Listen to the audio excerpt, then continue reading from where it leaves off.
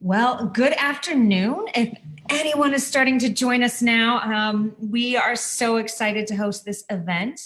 My name is Erin Croyle. I'm the moderator for today. I work with the Center for Family Involvement.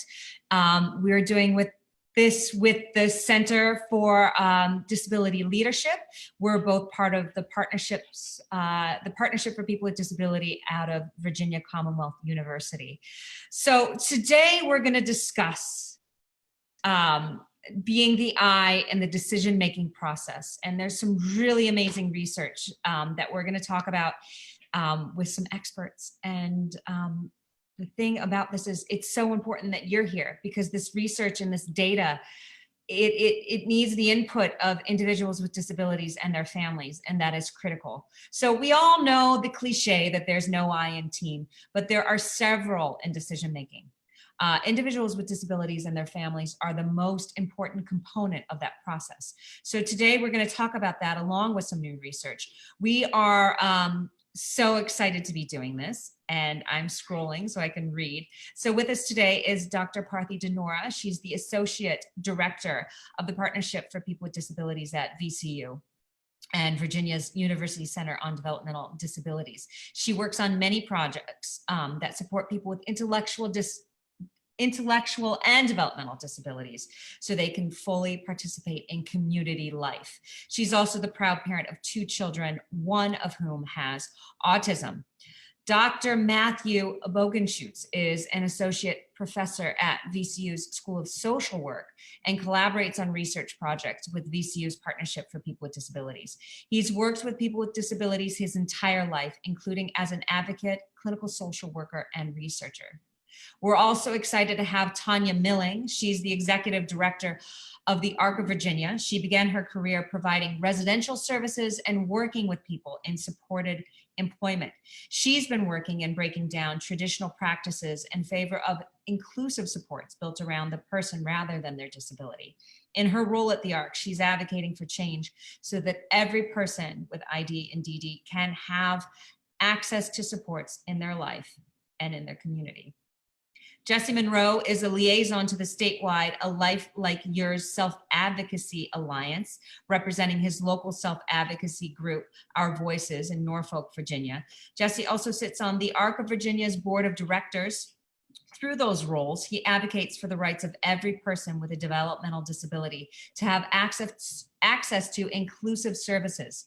He's from Virginia Beach and says his lived experience as a person with a disability makes him passionate about helping others to ensure everyone has the life that they want. So let's just get right down into it. And we're going to start with an overview of this project with Parthy. Hi, everybody. Again, my name is Parthy, and I'm going to tell you a little bit about our project, and then we can get a little bit more into the findings. The Virginia participates in the National Core Indicator Project, which is we interview 800 people a year and ask them about the services that they get and what they think of them. What are the outcomes related to those services? And we were lucky enough to apply for and get a grant from the National Institute on Disability, Independent Living, and Rehabilitation Research. It's called NIDLR, to combine the data that we get from the National Core Indicators with 2 other data sets. One that tells a lot about people and their support needs. It's called the SIS, the Supports Intensity Scale. And the other is Medicaid claims, the services that people get. So we are combining what people get with what they need, and then how do they do at the end of the day for their outcomes. So really the whole purpose of this is to figure out what works for people. And so we've done a bunch of research to try to tease some of that out. Excellent. Thank you, Parthy. And I'm so excited for this. And so let's just dive right in. I'm going to go ahead and start off with something so important to every single person in this world, no matter their so-called ability: independent living. This is such a critical component of leading the life that you want, just the human existence. But you all uncovered something unexpected in this category. Can you share these findings? Sure. I think a lot of people who have been involved in the disability movement know that 30 years ago, a lot of people were living in state institutions, a lot of people with intellectual and developmental disabilities. They really didn't have the ability to participate in community. And so there's been this movement that has happened over time to have people be part of communities, and Medicaid is now supporting people through home and community-based services so they can live as part of communities. And so the idea has always been smaller settings, going from these big institutions to smaller settings of 4 or fewer people is the ideal. It's the ideal setup for supporting all kinds of quality of life for people with IDD. And some of what we're finding is size isn't the only component that matters. So in our research, there is a special kind of model that's called support or sponsored residential or host home. It's like a person lives with one or one other person with a disability with a family in a family-like setting, and that those settings were the setting with the best outcomes for people with IDD. The rest of them, it's not to imply that the rest of them weren't positive, but this one kind of stood out. So there are 2 to 3 bed group homes. And these sponsored homes are 2 to 3 bed. And we found the sponsored homes have enhanced outcomes as compared to the 2 to 3 bed group home. So kind of one of the messages is, let's learn a little bit more about what is in sponsored residential that helps to promote better outcomes for people. And, really try to dive deep into the details. It's not just smaller is better. It's a little bit more about what is how these, the day-to-day works for people to help them achieve the outcomes. And it's not just the size of the residence that's the most important thing.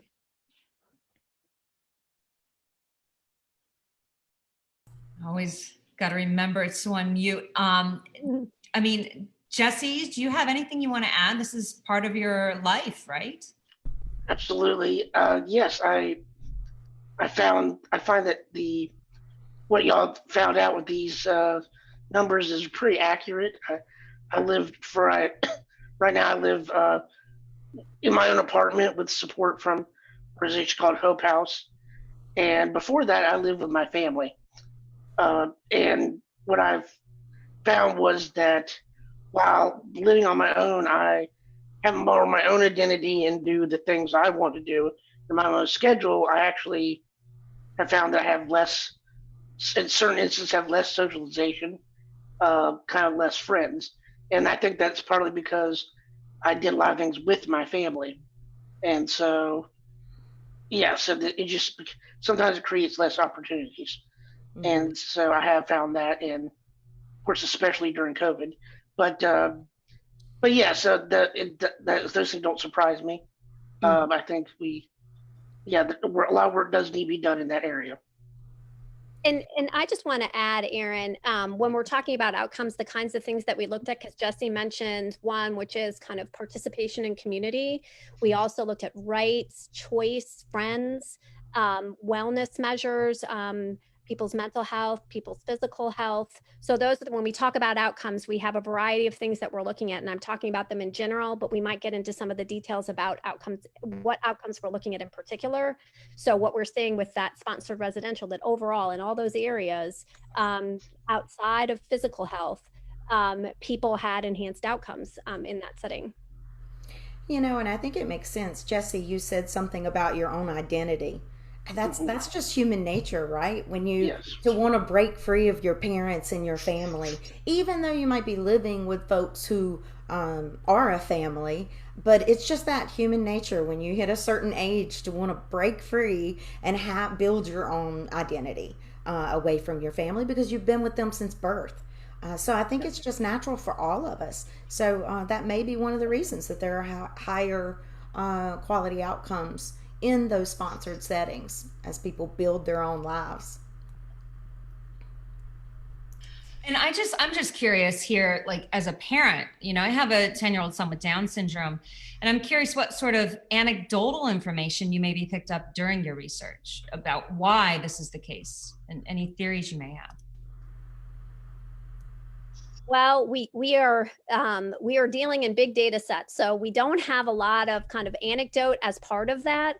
We certainly have talked a lot about it, and we've talked a lot with a lot of experts about it. And I would say, kind of with my research hat on, I would say that we need to really study this a lot more to kind of figure out those details. And I think as a parent of a child with a disability too, you know, you're kind of as you raise your child, you're really trying to advocate for individualized approaches and really trying to understand things. And I think the same is true here, that you really need to understand kind of how individual preferences and needs kind of balance with how a system works. And so what we need to do kind of as research in the field is we get these kind of flags, these big indicators on a big level, and then we need to dive deep down and start figuring out what's going on. And we need to work with our partners at the Medicaid agency, with the DD agency, and they're very interested in this too, of kind of figuring out why is this happening, you know, and not just do things with broad strokes. It's kind of like that 4 or fewer is better kind of idea of like, well, maybe we need to study this a little bit more and know what is it about the 4. It's not the magic number 4. It's something in the details of how somebody lives their life and how the person gets supported that is actually helping them to achieve these better outcomes. Well, and wasn't it some of what I read? It's those outcomes that you mentioned of privacy, you know, and just that autonomy and choice. Those things go along with settings, so you can think about kind of the reverse of that. It was interesting too to see that those changes in quality didn't change a whole lot from 3 people, as you said, to maybe 7, and that was in the group home setting. So if that didn't change much there, that also tells you that maybe that's about the culture of, and again, this is not meant to cast aspersions like you're saying. It's about just people were having good outcomes, but how can it be better? And so when we look at some of the provider community, we all try to do better at looking at the culture of that. And if it's owned by the provider, it's kind of that saying you hear self-advocates say of this is I don't live where you work where I live. And so it's not always about size. I think a lot of it has to do with that culture that's built within providers. Whereas when you turn something into sponsored residential or supported living or in-home, some of the other things that didn't have as drastic of findings, but it feels like to me, it feels like in talking to people that have experienced this, that it's turned because it's in their hands. Yeah, and I think it's true. I think also, go ahead, Matt. I think part of it may also be regulation, right? So all of these different sorts of living arrangements are regulated differently by the government, and the government often would tell a provider or would tell a host family that they should do this or that a certain amount of times in order to maintain their funding. So I do think that policy and regulation has a lot to do with this as well. I would say, yeah, especially with like the privacy issues. Now, I know that in my situation, I have no problem telling someone to just go away. So I don't really have privacy issues. But I know some of the other people that I know that have services, there is issue with certain boxes, because of regulation, certain boxes have to be checked. And so that is leading to, I think, people not feeling like they get the privacy that they want. And yeah, I'm finding that from what I hear from other people. Yeah, and we take that so much for granted. Privacy. Yeah. We say it like it's something small, and it's really huge. So I think you're right, Jessie. People are checking boxes that we have to when we're following regulations. Yeah. Well, we are going to move on to the next question, because I think housing is one of those things that we could talk about forever, and it probably will come up again. And it really magnifies why the work is so poignant anyway. I mean, I think sometimes the data that we collect can defy logic. Can we just kind of dig in here and talk about what the importance of data is? Because I think sometimes families just kind of get sick of filling out paperwork, and they really need to understand how crucial that paperwork is. Yeah, and when you're talking with individuals themselves and families, it is, you do get tired of the paperwork because it's about your life.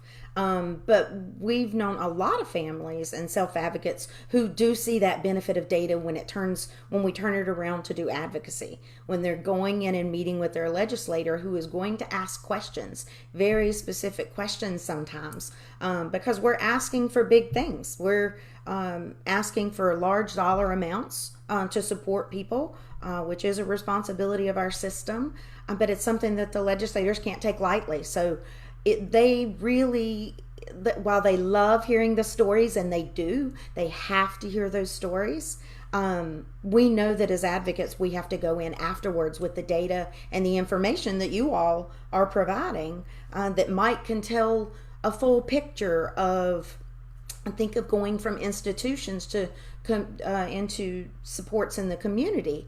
And while the life stories mattered a lot, to them the purse string stories mattered too. That it truly, you had to use that data to work past the misconception that it would be so much more expensive to support people in community, when that really is the opposite. I think, Aaron, that's one of those times that things seem to defy logic, because people thought it's only more expensive in community than it is in institutional settings. And it's the exact opposite. But we had to have your kind of data, the folks who do that, crunching the numbers in order to convince them to be able to take that jump. Thanks for that, Tanya. I think data is crucial, and data has been crucial ever since the deinstitutionalization movement began back in the 50s and 60s. So looking historically, we know that data were extremely important in directing states and indeed the federal government to move towards institutional care to community-based supports. And we know nowadays that data is extremely important in directing the government to understand the value of choice making and to understand the value of having people be able to access employment in their communities. And data has driven a lot of really positive changes in the disability service system. So what we are hoping is that, first of all, that you all hear our thanks for continually filling out all these surveys. As a researcher, it's impossible for us to inform the system without you informing us. And so we really want your perspectives always, always. The other thing that I would say is that we need to continually get more sophisticated in how we use data. So the deinstitutionalization movement is a great example. We did not have data to support deinstitutionalization until we started collecting data longitudinally, which means we collected the same data from year to year to year to see how things changed.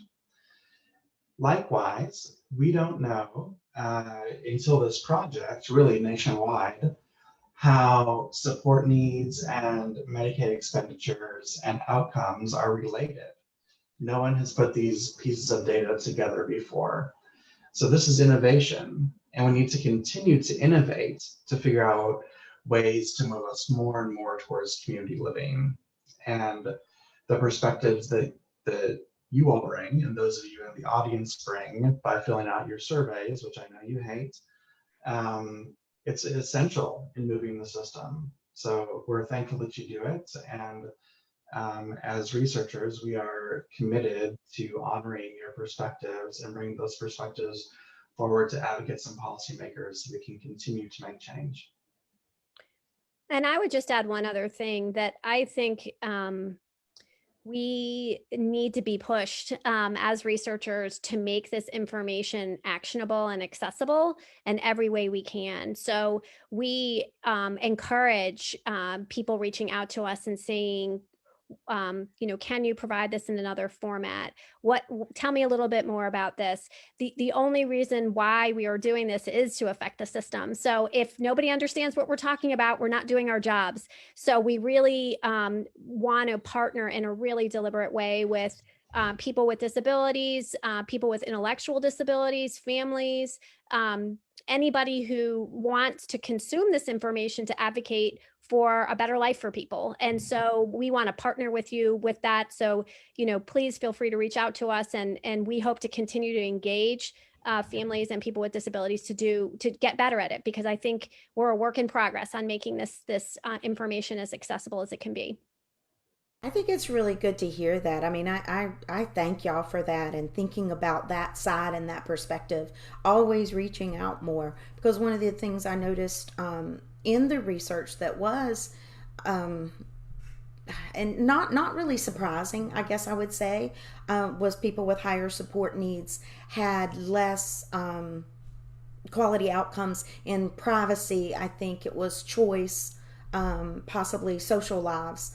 So if you have those higher support needs, then you're likely going to need, the materials to be as accessible as possible to know that. So that then you, with that information, when you know that information, that you as someone with more needs are often getting less opportunity, then you can turn that into action, like Parthy says, and you can advocate for yourself. And it really, I guess I'm saying, it empowers people if they are able to consume that information to then to be able to do something with it. And knowing us as a system, that some of the folks that have those lower outcomes are people with the most significant needs. So. Yeah, that's spot on. And, to that effect, Tanya, I want to add that we're getting some really great comments here. One person said, what legislators need to know is that it's cheaper for home-based services. It costs 73% more for an individual to be institutionalized. Let's see, some other ones kind of touches on, I feel like we might need to change the services to store-style services. Another person is just kind of citing that sponsored residential provider. She's a sponsored residential provider, and she believes in part of it might have to do with funding. The family lives with the individual, allowing for a reduced cost of overnight care, right? Which just makes it's just harder to provide individuals with what they want.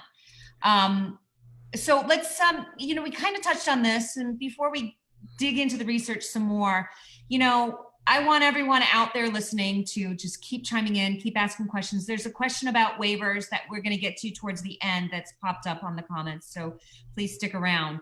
But, I just want to really make sure we touch on why people who are watching and listening should care. And I know we've touched on this, but let's just one more time express why we need to have people participate in this process. Well, I can start it out, but I bet everybody will have a lot to say about this one. Everything that we're talking about, supports and services are to help people in their lives. These services are a lifeline to a lot of people. And so the stakes are incredibly high to get this right. And so we have gone from a system that was, as we said, institutionally based and worked one way. We've evolved quite a lot. And I think to the betterment of the lives of people with disabilities, certainly. We still have a ways to go. And so research like this helps to just continue to evolve and do best practice. And I think, that idea, and you hear in a lot of different settings about evidence-based practice, we want to invest in what works and what achieves the best outcomes. So information like this helps you to say, like, we know we have research that demonstrates this is the best way to go. So why aren't we doing this more? So it's kind of at a very concrete level, knowing what works and what doesn't work, and knowing what works best. So I think there's a piece about waiver and home and community-based services, but there's also a lesson for parents whose children aren't on a waiver yet, or maybe you'll never be on a waiver. So for me, some of the lessons were, and we'll get into this a little bit further, employment is great for everybody and every outcome. If you're working, then your life is more full, and you have more opportunity for a lot of different things. So for me as a parent of a 14-year-old, I have to think long and hard about how I'm going to make this work, how I'm going to support him so he can develop those skills, so he can work. So there are pieces that what we're seeing is, home-like settings, sponsored residential.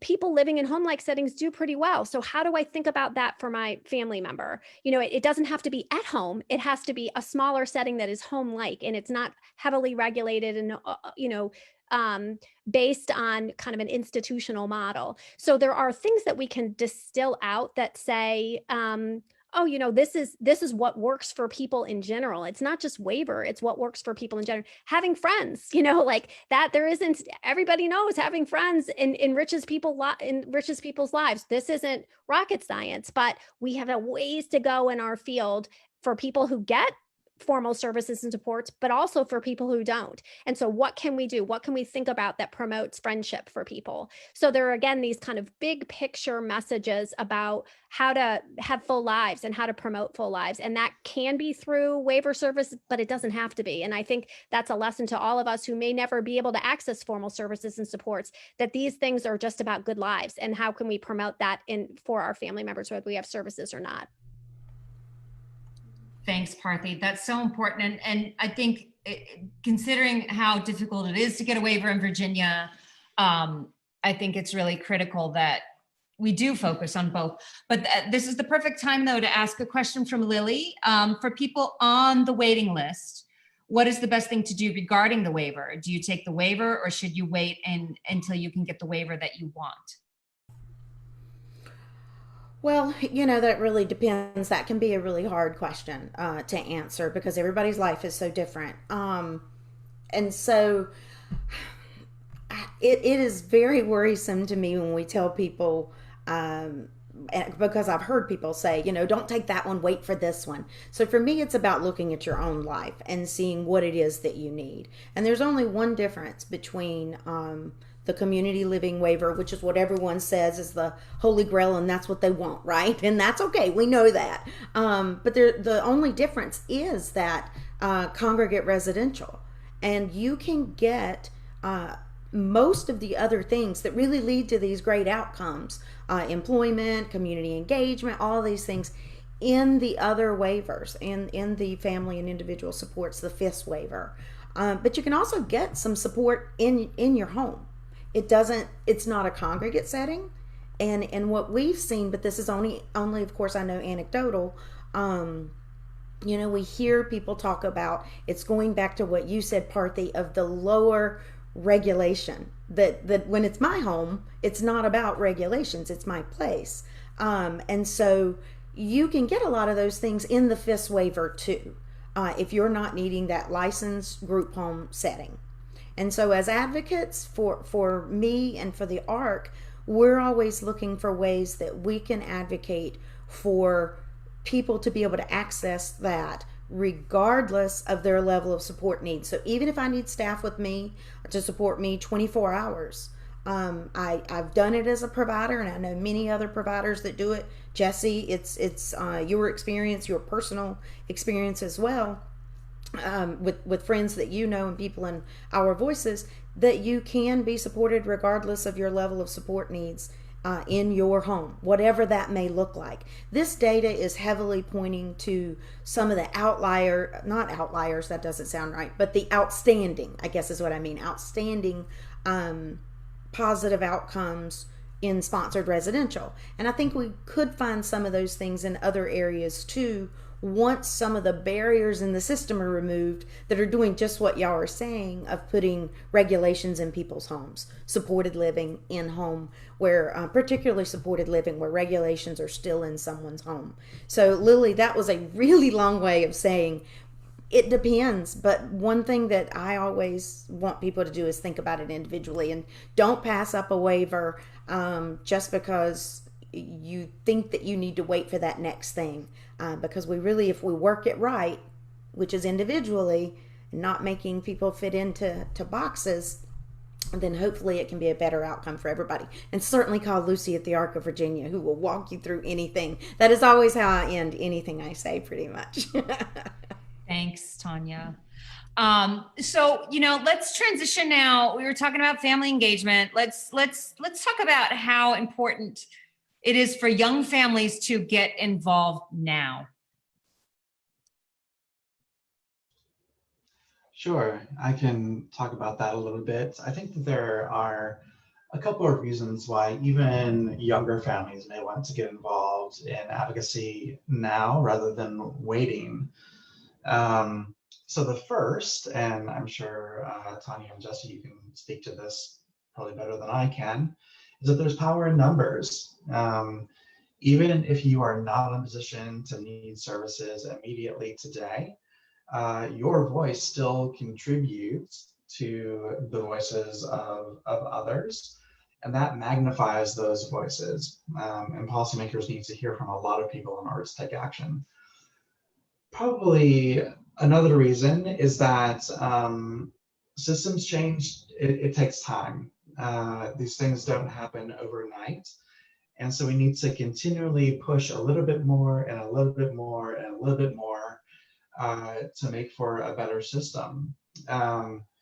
And so even if you don't necessarily need services or supports today, the time to add your voice is now, because by the time your family does need those supports, hopefully we'll be in a better place. But it does take pushes now in order to make that happen.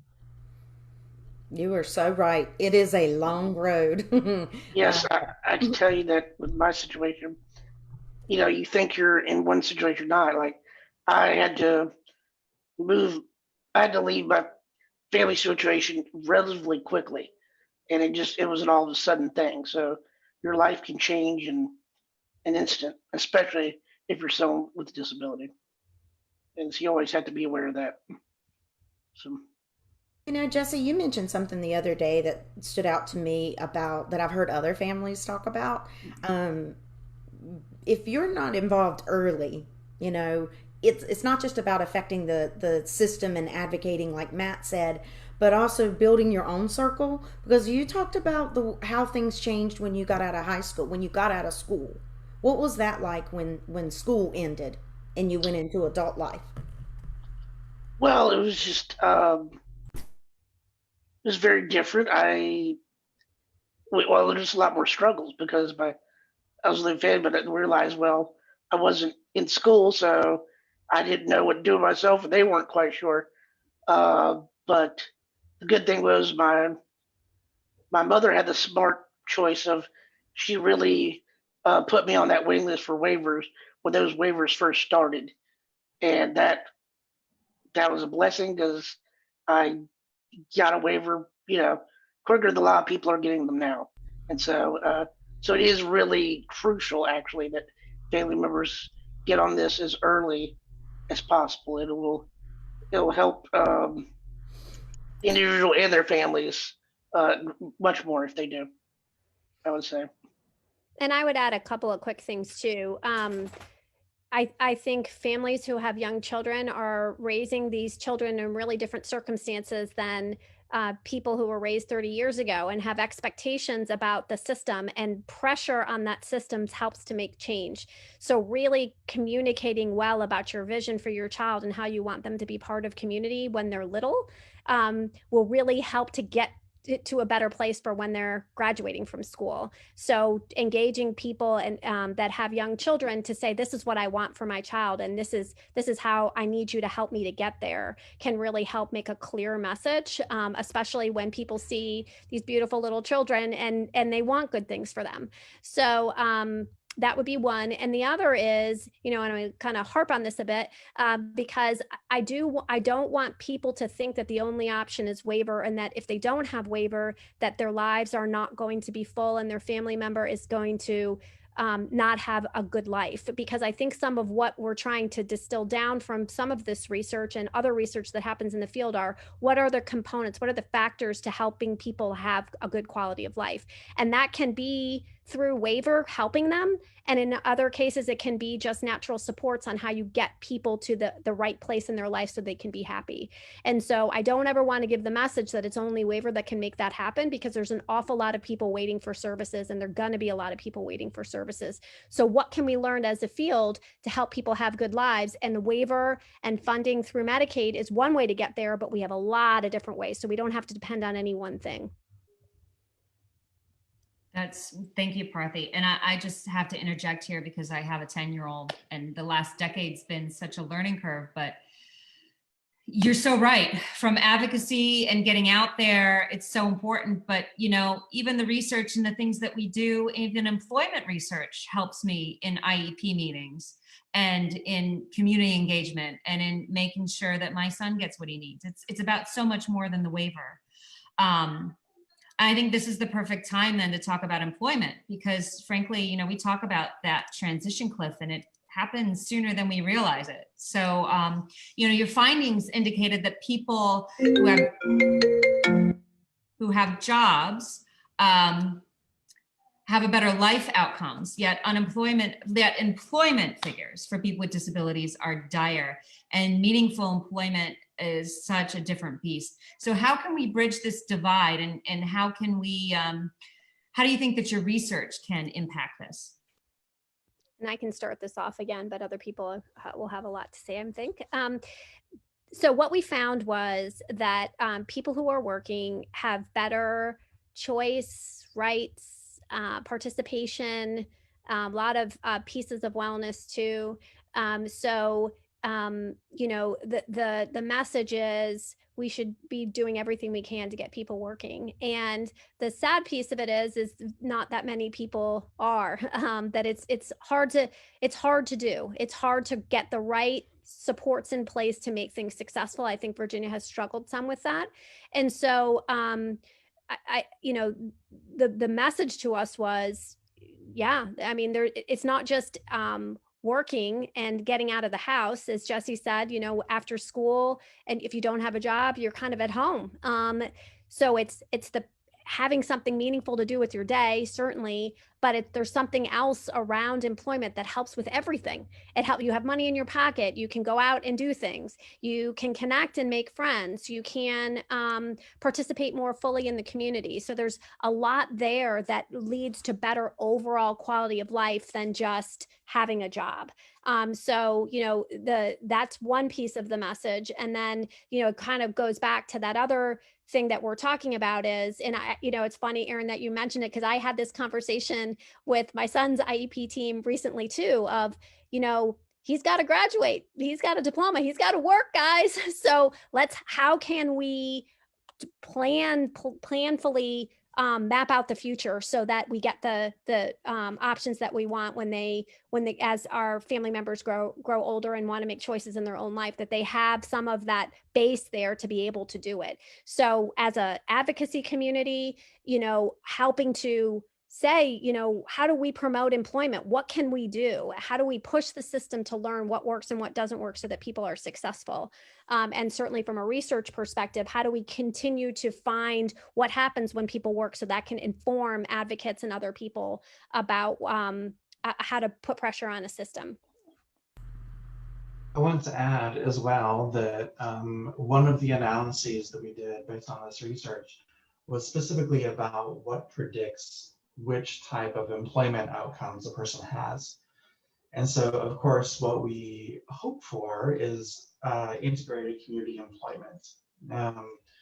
And what we found is that the number one predictor, if we take away values and strictly look at the data, is the number one predictor of where you're going to work, or how you're going to spend your day, is whether or not you have an employment goal in your individualized service plan.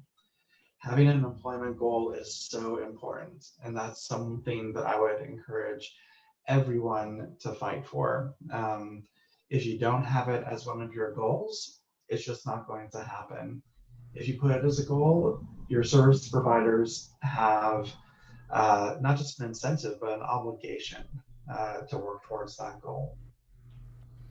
Oh, that's a great Mm-hmm. No, that's a great example of a system issue that really does make real change. And it makes sense. You're right. If you don't write it down and you're not working towards it, it's so hard to accomplish. And so many people have not been told about the opportunity. And so they aren't naturally going out and having the opportunities to experience work to test things, to do all those things that we do throughout school and transition, to see what's going to be a good fit and what kind of career goal, ideal working conditions, all of that stuff. And so putting it in students' IEPs very early to work on exploration and really understanding yourself, I think, is important. And then when you're in the adult system, you're right, having that goal written there will push the entire team to work together to make sure that person knows what their options are, because so many times people just aren't told they have that option. And Jessie, I mean, I would love to hear from you, Jessie, your personal experience and the experience of your peers. Well, I'm currently not working. I think the challenge is, I think it's not just the challenge of getting a job with disability, it's getting a meaningful job and having the support you need to do that. And that's where it gets really complicated. That's why I've been hesitant to do it. And I've known a lot of people I've talked with that have jobs in security. They don't really, they like better working than not working. However, a lot of them don't, it's not really a job they want. And a lot of times they don't stay in the job for very long because it's not the job they want. And so that's what I'm seeing personally. Yep. That matching is so important. Figuring out what it is you really want, and when you're someone with a disability and you haven't been given those opportunities to explore, like a lot of us do naturally, then it is hard to find that right match for it to be meaningful for you, because I think it's different for everyone. Well, and meaningful anything, I feel like when it comes to disability is so rare. We talk about inclusion and you can do it, but when is it meaningful? It's not that often. And that kind of brings us to friendships. Like I mentioned, I have a 10-year-old with Down syndrome. When I was reading through this research, one heartbreaking finding was something I'm going to put in the comments, but it's a lack of friendships. And this was the expanded friendship that I think, Matt, you did a lot of research on. Can you talk a little bit more about this? Sure. So generally what we found and what researchers in other parts of the country have found in general is that people with disabilities have difficulties making friendships that are not either staff or family members. So there's big difficulties in making really organic, meaningful friendships and social connections.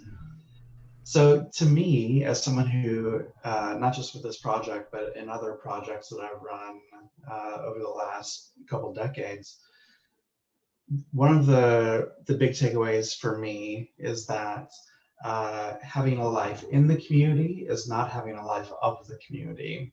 And we really need to move in the direction of having a life of the community where people are truly and fully embedded within their communities. And that does not come just from moving into a smaller residence and out of an institution. That takes a lot of planning. It takes a lot of work to make sure that people with disabilities are having opportunities to socialize from a young age, that carries through to adulthood.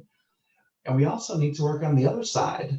We need to work on our communities and make them more inclusive as well. And it's not from this current research project that we're talking about, but there is a body of research from various places throughout the country saying that if we work on the community side of things to make community members more inclusive, that people with disabilities can have better outcomes in terms of social participation. And there are several examples of this that we don't necessarily need to get into unless you would like to know.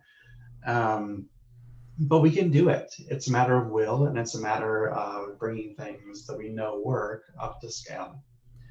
I would say at the moment, however, that the big elephant in the room is COVID. And we know that people are becoming much more isolated during COVID. whether you have a disability or not.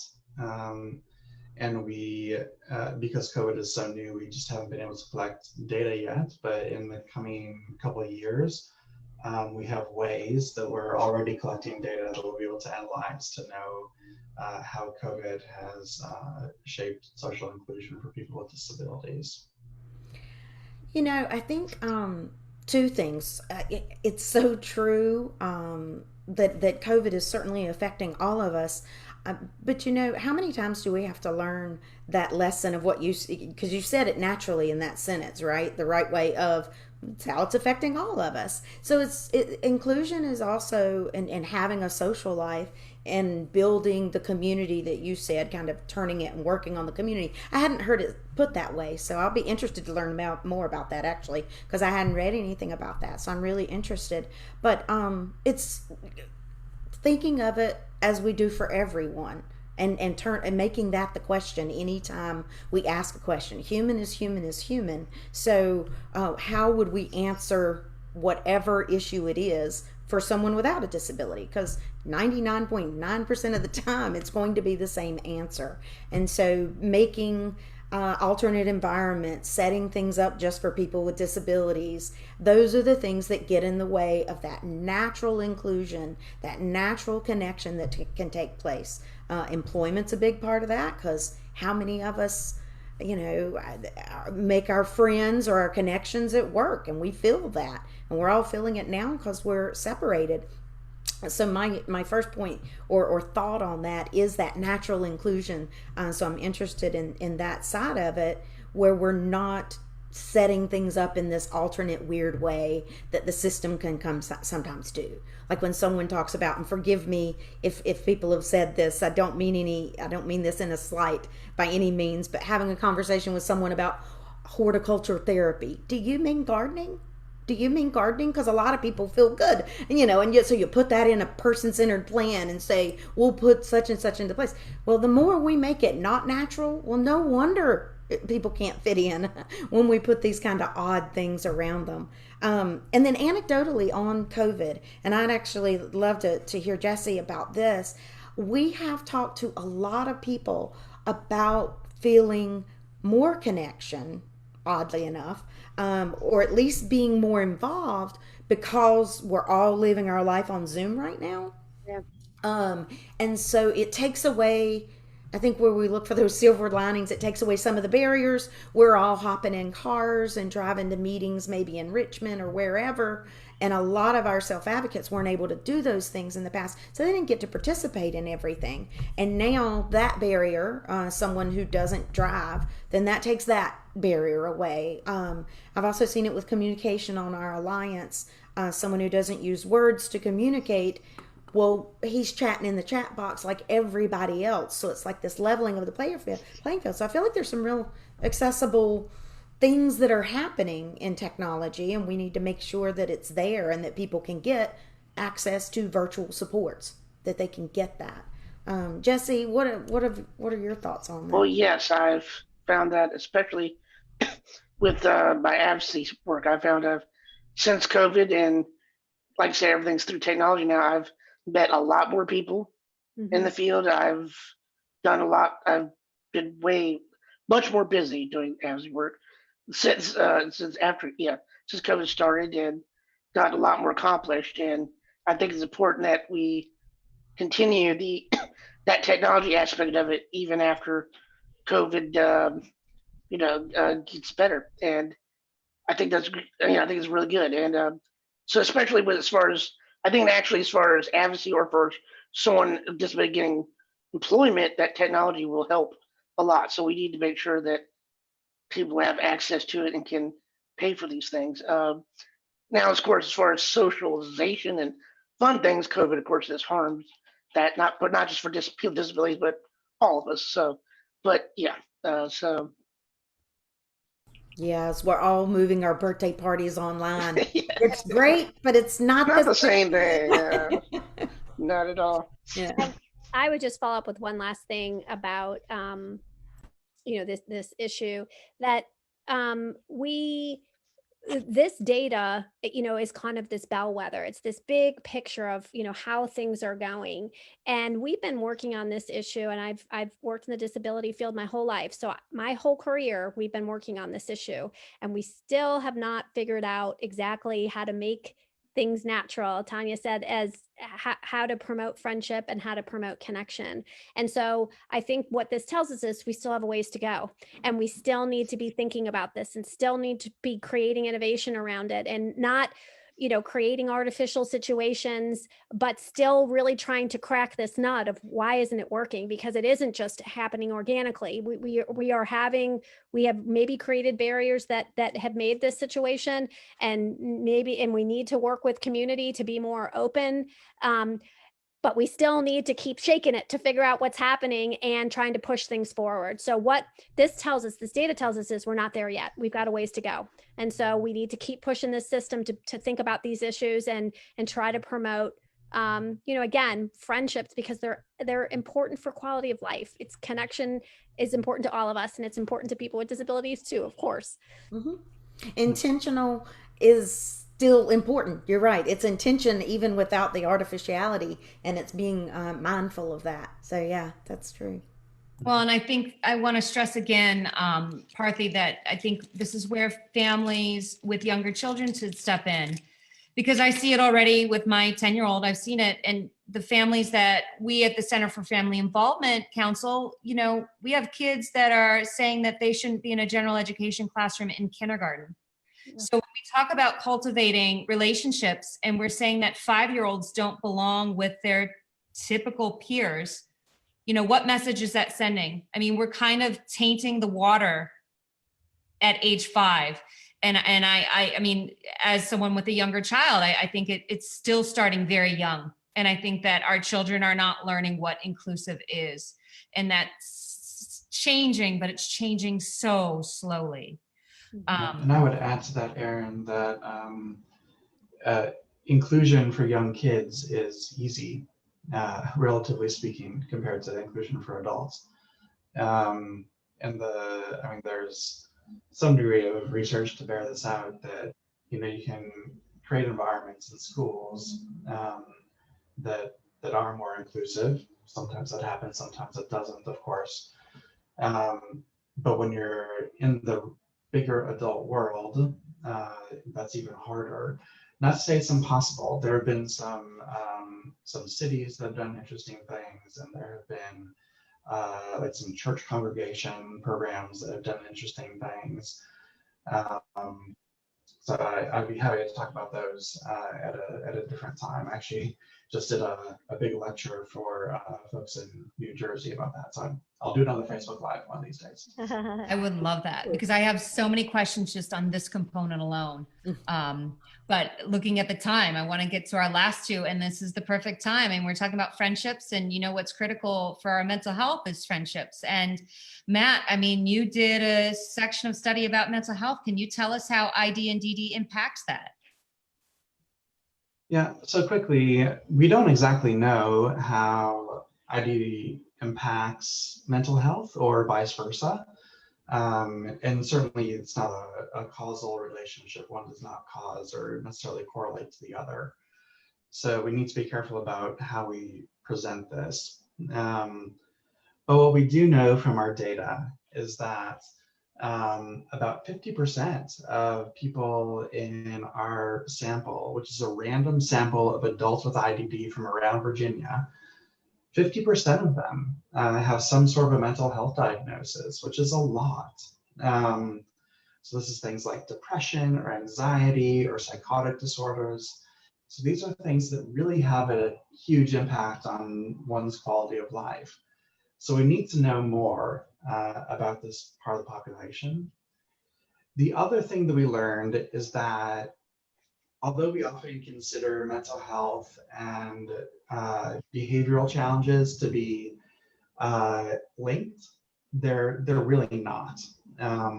For some people, they can be linked for sure. If someone is having a mental health crisis, of course they're going to have more challenging behavior. But ultimately,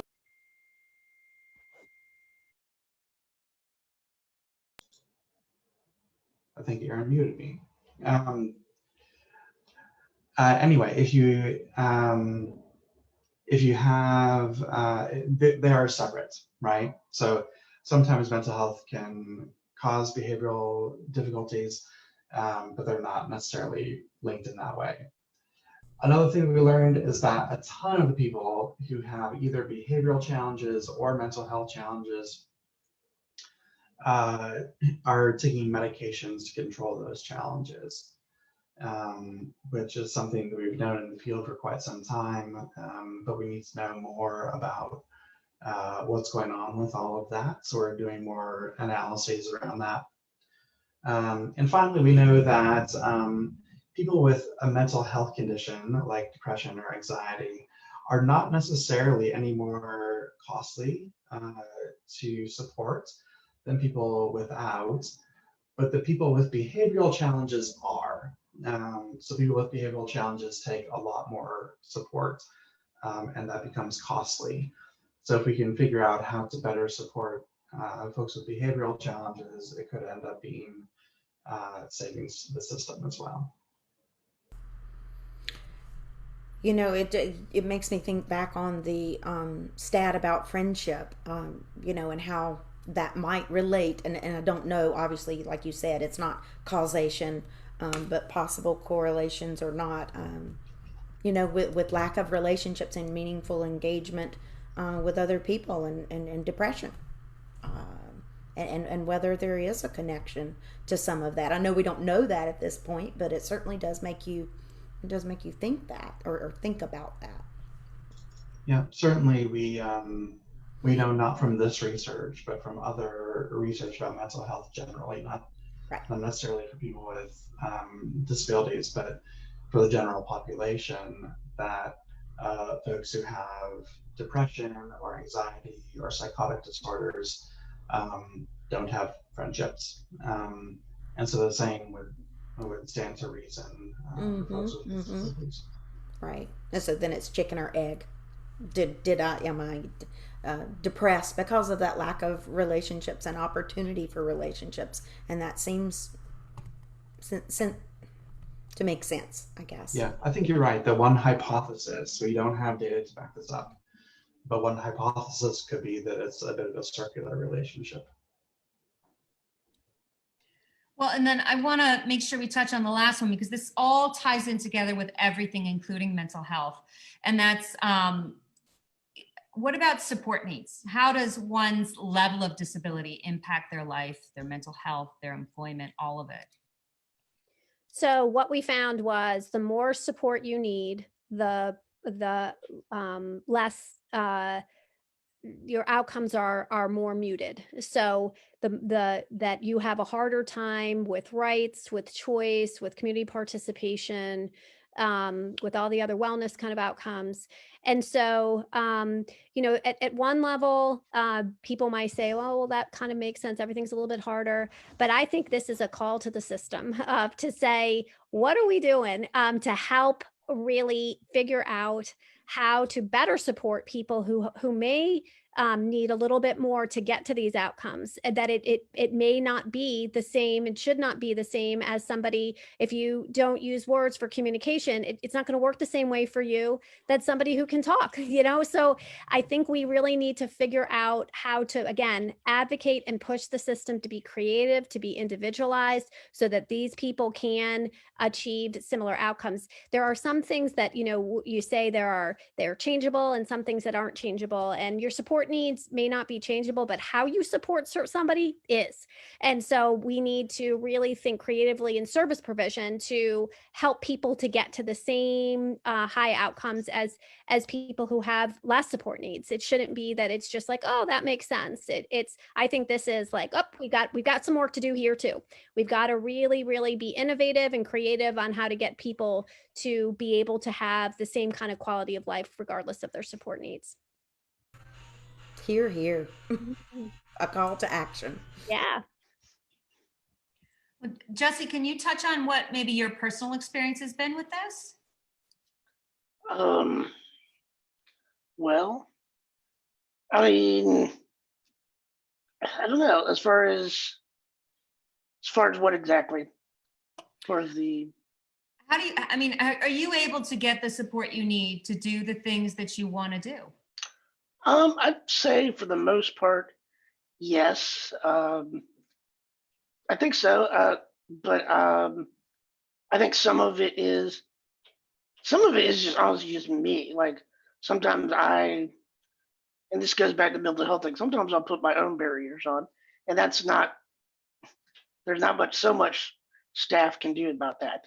I think I'm given the opportunities to do most of what I want, but I don't think that's always the case for everyone that gets services.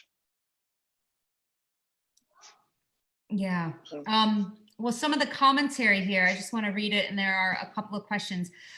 Someone mentioned it's important that every child should be included. Another one said getting the younger families involved sometimes requires them to have a good understanding of what authentic inclusion is, to make sure they have a mentor or more to turn and have someone to help them at meetings so they can understand how to affect change, and also showing school administrators what possibilities are because they get stuck in a mindset. There was a question, how do we get people to realize that all people need different services, including employment services? We do. We have to say that over and over, that everybody is individual. And Jessie, like what you just said, that sometimes you're your own barrier. All of us have these same things. So we have to look that regardless of level of support need, that you have to build it around the person. And I think that we have to push the system and push the regulations and any barriers that we see to remove those, the regulations and things that are built in service definitions or whatever the case may be. I guess it's up to all of us, like Parthy said, to look at those things and figure out why it's not working for people regardless of support need. And I think it's on all of us as a responsibility to do that, and it has to be individualized. Every person is different, and we have to recognize that. And I would say, just again, people are listening, and so they're inquisitive and are trying to figure this out. And I think that is kind of the epic battle that we who have family members with disabilities and people with disabilities themselves, is that we just have to keep educating ourselves and gathering information and advocating and using that information to advocate. And so research like this, there's tons of research out there. I think connecting with advocacy groups like the ARC, connecting with organizations like ours, the University Center for Excellence, can help give you some of that ammunition to fight this fight, because it's hard. And there, I don't want to make the system sound like the bad guy, because they're great people, that we have great partners in the system that all want the same thing. It's just hard to move bureaucracies. It's hard. There are so many people in the mix of all of this. And so we need to work together, and information, as we started off, is power. And so we have to keep gathering information and keep kind of pushing